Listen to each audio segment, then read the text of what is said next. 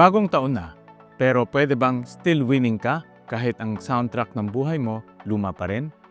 Kung may mga kantang hindi naluluma, pwede rin kayang may mga pangarap na hindi nawawala? Kahit ilang beses nang mag-rewind ang buhay. Tara, pag-usapan natin yan. Ako po si Win Gatchalian at welcome sa For the Win, ang panalong-panalong podcast para sa mga lumalaban, bumabangon at syempre, nagwawagi.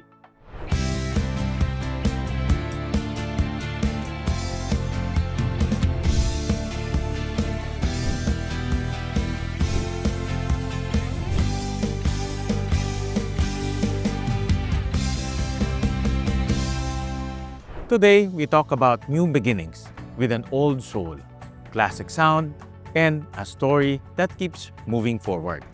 Ang guest natin ay parang classic track sa Spotify. Pamilyar sa tenga, pero may mga bagong kwento sa puso. He is known as the Matt Monro of the Philippines. But today, we'll hear the story behind the voice, the dreams, and the journey to start again this new year. Mga ka-win-win, let's welcome Ruel Carino.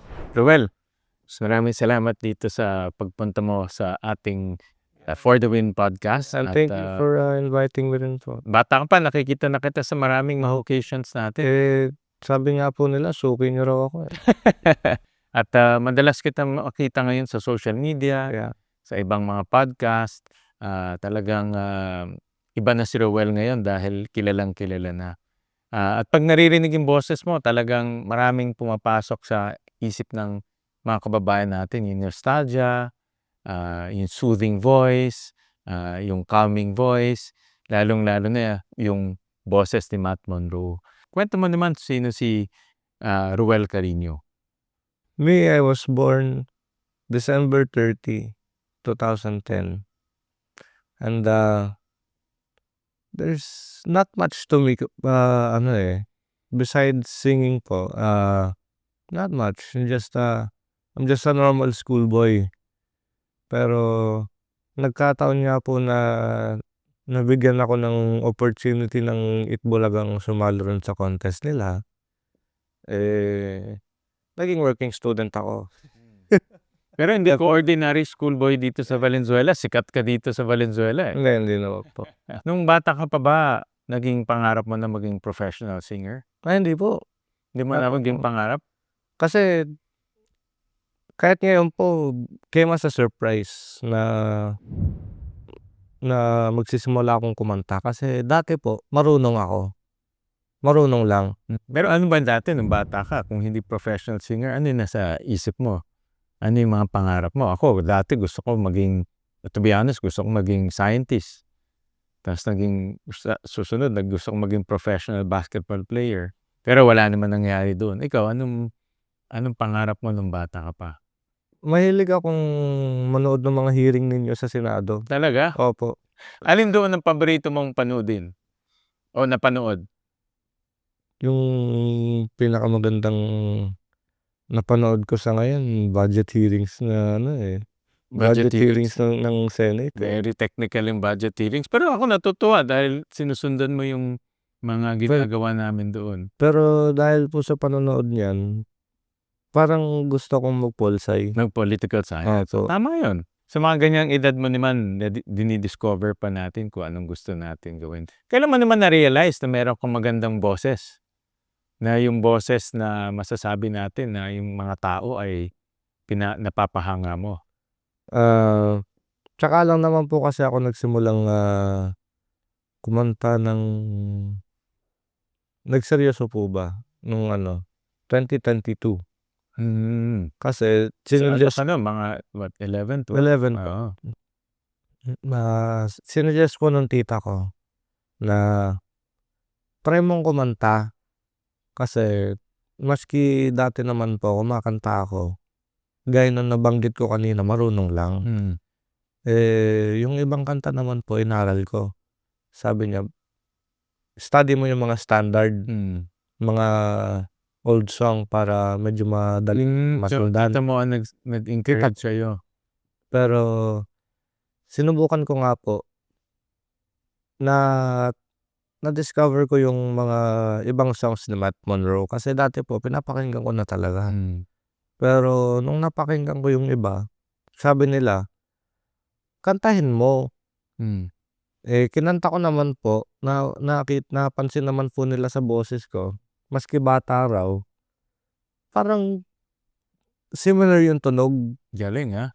So, may talent ka talaga, 'di ba? Sabi nila, paglaki mo palagay ko yan ang magiging kaboses mo.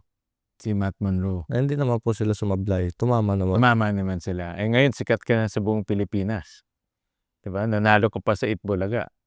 Ilang taon mo naman na-memorize yung My Way ni Matt Monroe? Napag-aralan ko po yan nung 4 years old ako dahil sinabi nila, wag mong kakantahin. Naalala niyo yung ano, The Chipmunks? Na-chip mo, oo. Ganun po kaliit yung boses ko dati. Pa-sample nga yung My Way. Yung My Way lang. My Way. Na Matt Monroe, para marinig ng ating mga viewers. And now, the end is near, and so I face the final curtain. My friend, I'll say it clear, I'll state my case, of which I'm certain. I've lived a life that's full, I've traveled each and every highway, and more, much more than this, I did it my way. Pagpasensya na po yung boses ko, ha? Galing. Paano ka naman napunta o nasali doon sa Send in the Clones? Meron bang nag-encourage sa'yo? Sarili mo ba yun? Paano ka sumali doon? Ang rason po dyan, yung floor director po namin sa Itbulaga, may nakitang video sa Facebook. Sinabi niya, parang magaling kumanta to. Ang kinakanta ko nun, coincidence, My Way. Sinabi niya, magaling kumanta to. Titignan ko kung sino. Tinignan niya, Roel Carino, 14 years old. Parang ayaw niya maniwala. Kaya sinave niya raw po yung video, sinearch niya yung pangalan ko sa Facebook. Nahanap niya ako. Tinext niya ako. Dati po, yung sinabi niya sa akin, yung hinarap niya sa akin, hindi si Matt Monroe, si Frank Sinatra. Sinabi niya, ikaw ba yung yung Roel Carino na kaboses ni Frank Sinatra? Gumanon po sa akin. Sabi ko, pwede ka mag-Sinatra? Opo, pwede. Gusto mo bang sumali sa Itbulaga? Gumanon po sa akin. Sinabi ko, saang segment po? The Clones. Sinabi ko, wait lang po. Kausapin ko lang yung nanay ko. Kinausap naman po ni Direk yung nanay ko. Ang nangyari, parang tinesting muna namin siya kung tunay ba. Ginawa nga Okay naman. Okay naman. Kaya sinabi niya, punta kayo rito, TV5 sa media center doon po sa Caluyong. At pumunta nga po kami doon. Tapos tinanong ko siya noon, Direk, audition po ba ito? Hindi ka na namin i-audition. Sasalang ka na namin. Kaya nagulat po ako, sinabi ko, Direk, totoo po ba? Oo. Sinalang na ako. Thanks be to God naman na nanalo Nanalo ako ka sa na. Inaasahan mo ba mananalo ka? Talaga, sumali ka lang for fun. for fun. Para yun lang ang sinalihan mo. Ngayon, nanalo ka na. Sikat ka na sa buong Pilipinas. Paano bilang Matt Monroe of the Philippines, paano ito nagbago sa buhay mo? It took a turn for the better. Dahil, of course, my life became a bit more stable. But at the same time, naging medyo mas unstable din. Because dati, I was just a small local singer. Kasi di ba sa atin dito, madalas ka namin ini-invite sa mga occasions namin. Kaya nga po dati local singer lang ako dito sa Valenzuela. Nangyari, bigla ako naging countrywide. Yung iba nga po, sabi nila international pa. Oo. Lalo na ngayon with social media at YouTube. Dali ka na mapanood Meron bang pressure na meron kang kaboses na sikat? O naging blessing yan sa'yo? Na kaboses mo isang taong sikat na sikat? Well, para sa akin po, hindi naman po ako magsa-succeed dun sa The Clones kung wala akong kaboses. Pero sinabi naman po sa akin na ng mga kakilala ko, maski doon po sa sa showbiz, kasi nagulat nga po ako noon kasi kahit napakaikli pa lang ng panahon ko sa showbiz, may kakilala na kaagad akong ibang artists outside of Itbulaga. Sabi nila sa akin, as time goes on, madidistansya ang boses mo from Matt Monroe. Magkakaroon ka ng sariling identity. Kaya sa ngayon po, kontento naman ako kay Matt. Pero magkakaroon pa rin naman po ng pagbabago.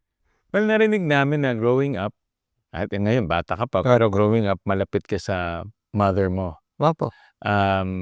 Paano kanya sinuportahan dito sa career mo at sa buhay mo? Kasi sinabi po niya sa akin, manalo ka man o matalo dyan, you're in it for the fun. Tama yun. Kaya wag mong problemahin yung kung mananalo ka, wag mong poproblemahin yung wag mong poproblemahin yung talent fee. Yung price every episode, wag mong iisipin yung pera. Just think about the fun that you will have. At tama siya, mother mo. Dapat enjoy mo lang. Bata ka pa. Wag masyadong seryosohin. Pag nanalo ka, then blessing yun. Pag hindi naman, then move on lang. Diba? Try again. Ganun talaga eh. Pero gumana po. Dahil hindi ko problema yung pera. Hindi ko rin problema yung pagkatalo. Dahil maski dati naman po natalo rin ako dun eh. Natalo ako, nag-comeback ako sa The Clones. Kaya naranasan ko na rin matalo, but wasn't much of a big deal.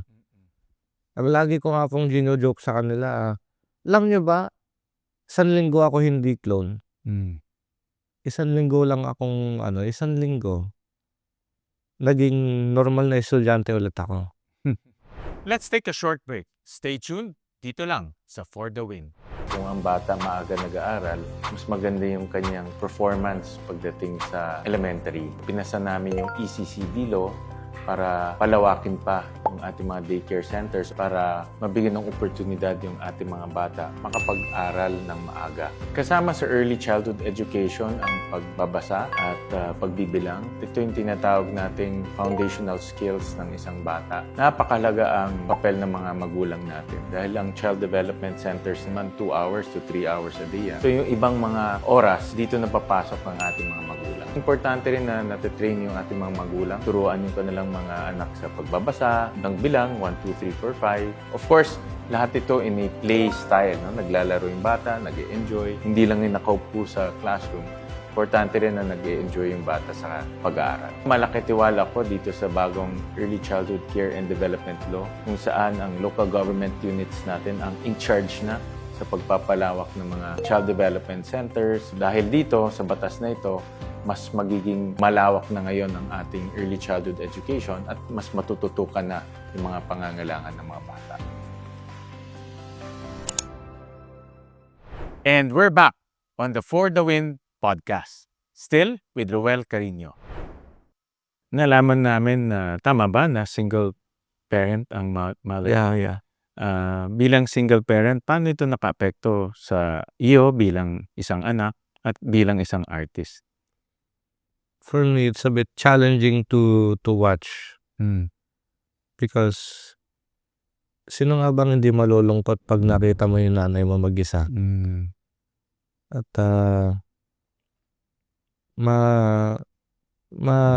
malaki rin po yung epekto sa pagiging artist ko. Dahil nanay lang eh.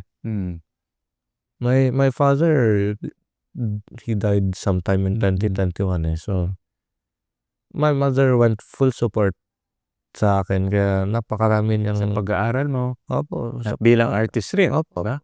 Actually 'pag, sa mga events natin nakikita ko madalas mong kasama not madalas, Opo, always. always kasama mo yung mother mo kaya Opo. nakilala ko nga siya. Pero it's ano, that's why she gave her full support nung contest po pati sa regular life. Because, kung di dahil sa kanya wala ako rito. Siyempre susuportahan ko rin siya. So, my way of giving back is, my success. Kaya ngayon po, ngayong medyo stable na yung career ko, that's my way of saying thank you na lang. Thanks, ma'am. Thank you, thank you. Paano mo naman gagamitin itong iyong, talent and gift para ma-inspire yung iba pang mga bata na katulad mo na, pinalaki ng isang magulang, at, of course yung magulang nag-sacrifice 'no, sa pag-aaral at sa, career mo. Paano mo gagamitin itong, talent mo para ma-inspire din yung mga batang katulad mo? Maski kami naman po, dumaan sa onting hirap. So, that's why, 'wag kayong umasa na palagi kayong maghihirap. Maski matagal man ang hinintay ninyo, gaganda rin ang buhay ninyo. Don't lose hope. So, Because dapat talagang dire-diretso lang. because everyone has an opportunity and life works in mysterious ways. Kasi God's plan. It's God's plan whatever happens to you. So, keep doing good.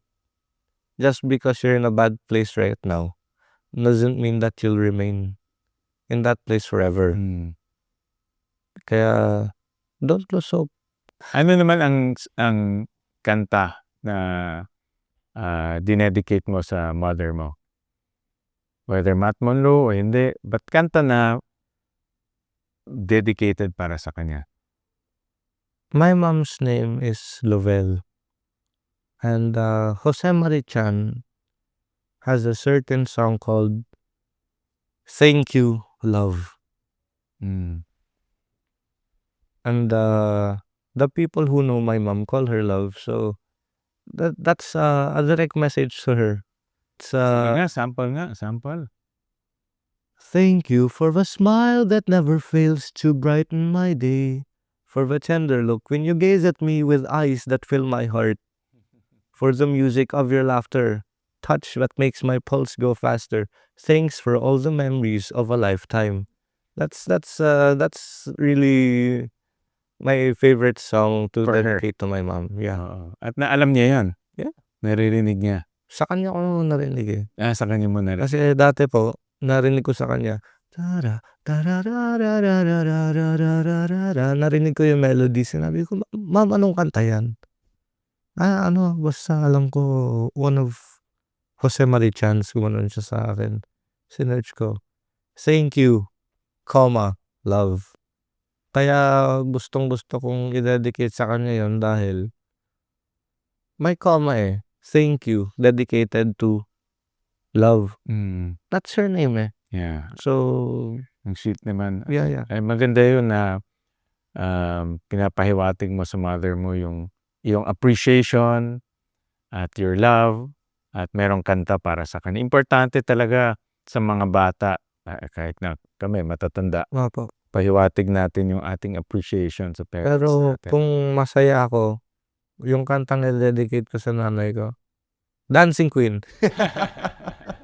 Narinig ko na nanalo ka ng New Male Artist sa 2025 awards. Congratulations. Thank you po. At napakalaking award to and tingin mo na-validate na isa ka ng magaling na artist dahil sunod-sunod yung mga awards na nakuha mo? Medyo po.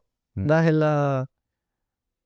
ako po, kakapanalo ko pa lang nga sa contest. Wala pa akong masyadong napapatunayan.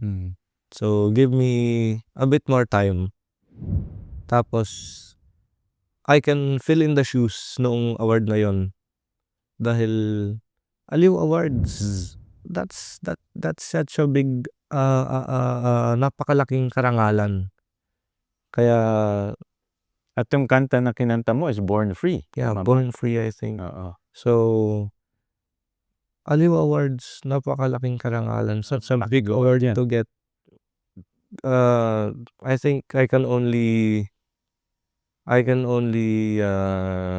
stay true to that award by proving na I can make it in this industry, in this line of With that award, pwede mo bang sabihin na born free ka na to explore other style and your own style? Kasi baka isipin ng tao nakakahon lang siya sa Matt Monroe style.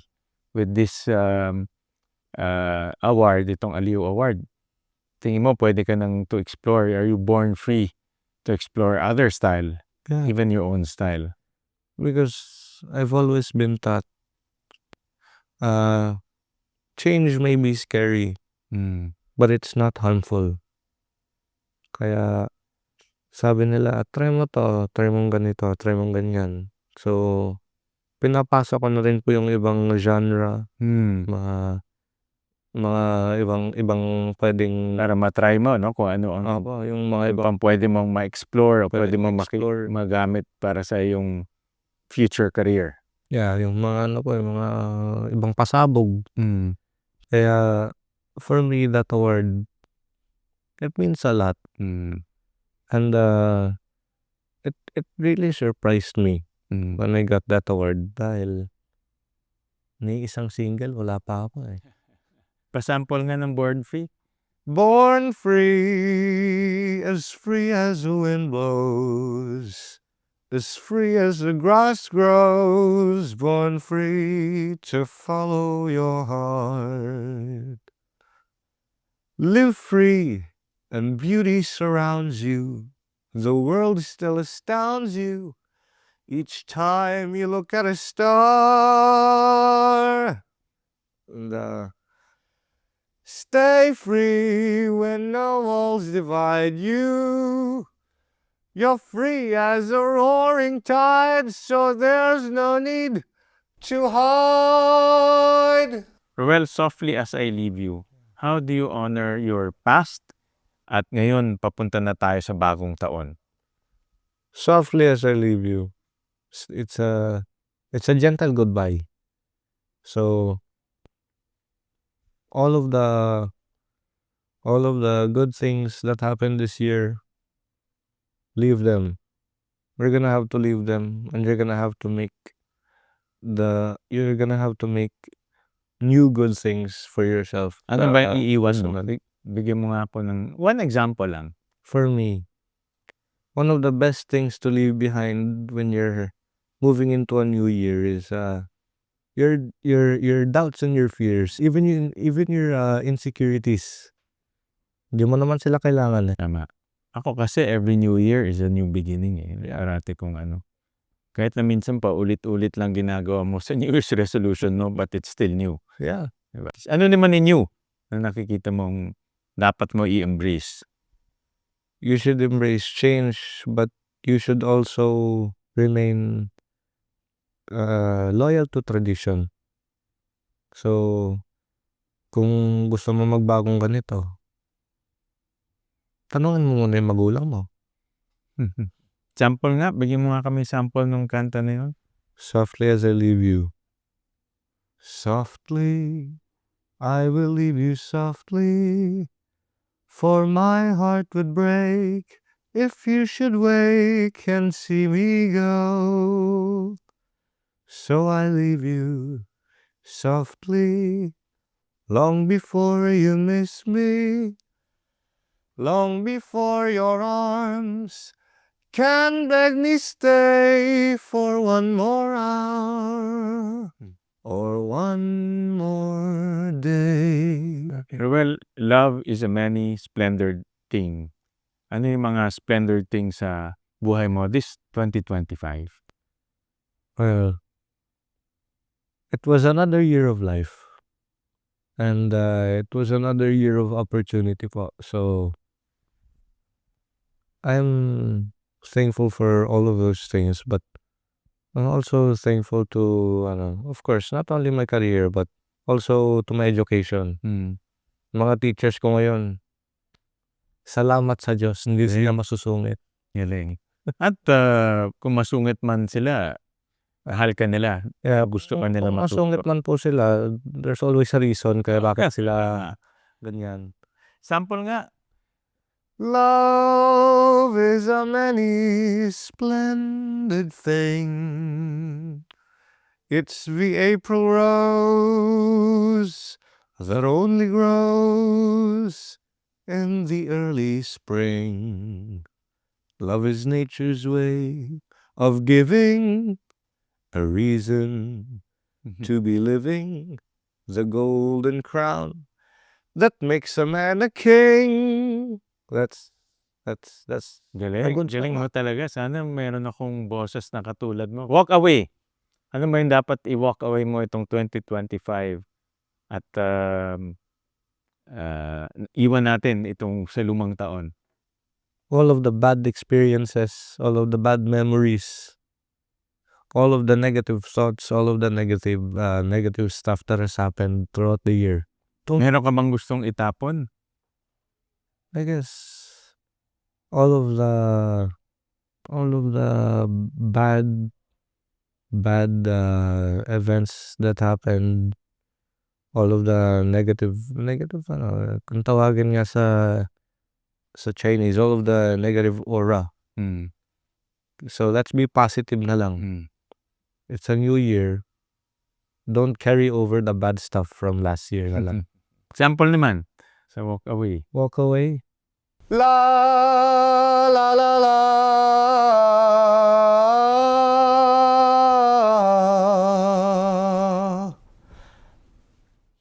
Walk away, please go, before you throw your life away. A life that I could share for just a day. We should have met some years ago. For your sake I say, walk away, please go. That's Galing. yun yung pumatok sa taong bayan eh. Ano naman mabibigay mong payo sa mga taong nagsisimula pa lang? Yung mga feeling nila laging same tune na lang yung nangyayari sa buhay nila. There comes a time when you will experience change. And when life won't be so repetitive anymore. Gaya nga ng sabi ni Rico Puno, may bukas pa. Parang kang pagkausap ko, parang hindi 15 years old parang old soul. Yung kausap ko, full of experience and wisdom. I think kasama yan sa pagiging Matt Monroe mo. Marami ba nagsasabi sa'yo na ganun ka? Opo, napakarami. Sa mga nanonood natin na feeling stuck sa repetitive mode o sa repeat mode, ano ang mabibigay mo naman sa kanilang payo? Gaya nga po ng sabi ko kanina, there's a time for everything. You're not gonna be in the same spot forever. And change is inevitable. Hindi mo mababago. Kaya kung ganyan man ang buhay mo ngayon, inevitable nga. You're not gonna be able to stop it. Magbabago rin. Para sa'yo, Roel, ano ang ibig sabihin ng winner? For me, appeal. Your ability to entertain other people, to make them happy, not just yourself. Because you're also a person, tao ka rin. Pero importante na hindi lang ikaw yung napapasaya mo. Kailangan pati sila. At nagiging meron kang para sa akin nagiging inspirasyon para sa kanila, 'di ba? Maski yung mga nga po tuwang-tuwa po ako pag may lumalapit sa akin. Sinasabi nila, alam mo ba dahil sa'yo, ilang taon na ako hindi kumakanta.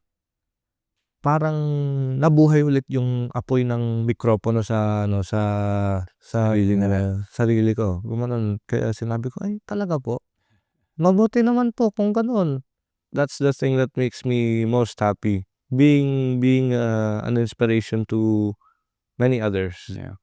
Well, maraming salamat sa pagpunta mo dito sa atin at Sen. congratulations sa lahat ng award mo and Thank you po. maybe an inspiration to many more years to Yeah. come.